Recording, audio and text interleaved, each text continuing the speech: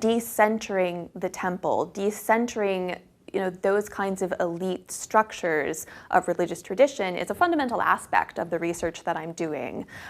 Thinking about how religion lives in the household and not just in these elite centers of production like temples. Not only in the biblical text, but even more broadly in the ancient Near East, we see this really close association between clay and ceramic production and childbirth. In fact, that kind of imagery even comes up in the Hebrew Bible as well. So, we see, for instance, in Genesis, when God creates Adam, that Adam is formed from the dust of the earth.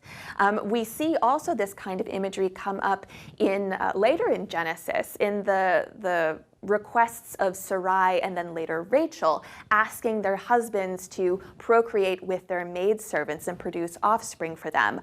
Both of these women use the imagery of building, of ceramic production. They say, I would like to be built up, through these offspring.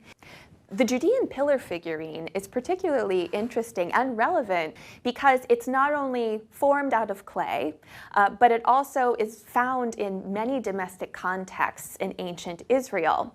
And it also is associated, it seems, with childbirth or the processes surrounding childbirth. The form of the Judean pillar figurine looks like it has this, pillar base, that's where the terminology comes from, and that has these two arms that are emphasizing the breasts of this figure.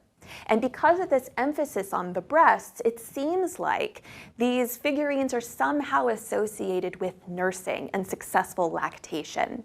And so for those reasons, some scholars have suggested that these are important figurines in successfully caring for infants. This kind of work is really exciting to me because it chips away at this notion that religion is something that happens over there, or God resides over there, and instead really emphasizing the lived quality of religion, that people have never compartmentalized religion in that way. It's something that pervades people's lives in every way.